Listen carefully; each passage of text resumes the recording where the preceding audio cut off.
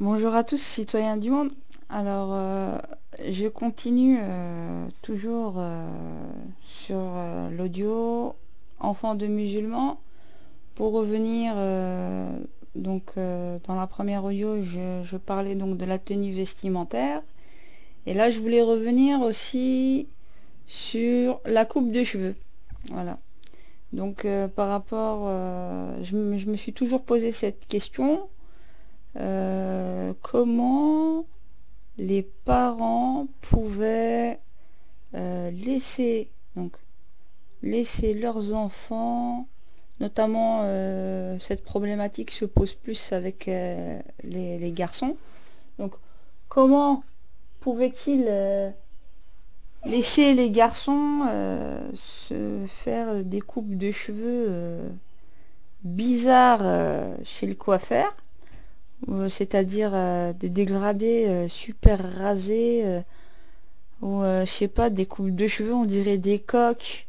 Enfin, je sais pas, je comprends pas ça. Donc j'interpelle donc les parents musulmans. Euh, Comment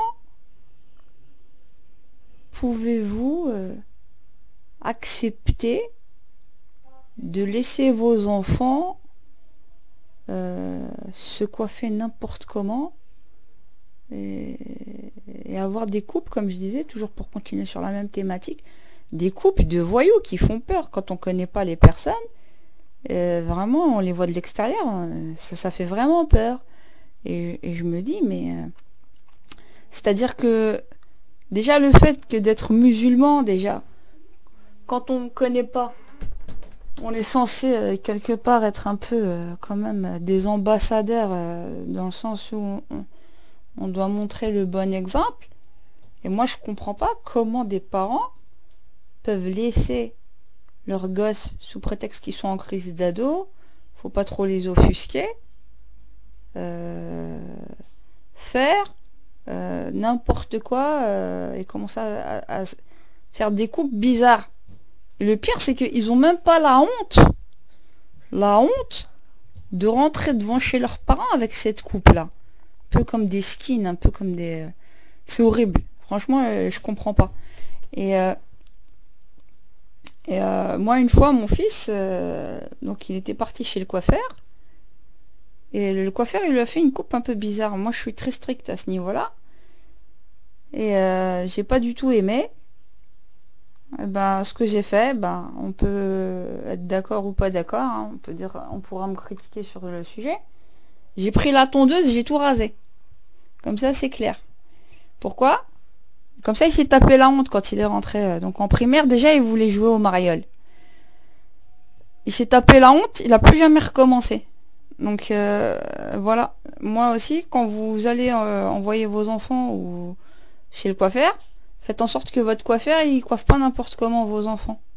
Et quand bien même il serait grand, hein, ben une bonne punition, une bonne sanction, même si on dit qu'on doit pas recourir à la violence, je pense que des fois c'est un peu utile. Parce que là, on voit que des clones circuler. On voit que des clones circuler, tous avec les mêmes coupes, sous prétexte que c'est la mode. Nous, on a connu la mode, mais faut pas dire que chaque chose en son temps. Dans notre temps, c'était ceci, dans notre temps, c'était cela.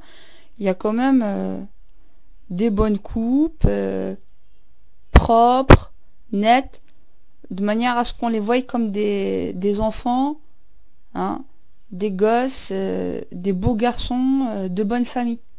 Voilà. Ça, c'était un point sur lequel je voulais aussi continuer le débat. Parce que franchement, moi, mon fils, j'espère pas que ça arrivera encore parce que là, dans l'adolescence, c'est pas facile.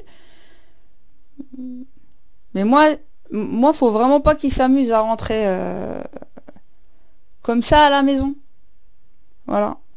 Euh, quitte à l'enfermer dans le placard, hein, les sanctionner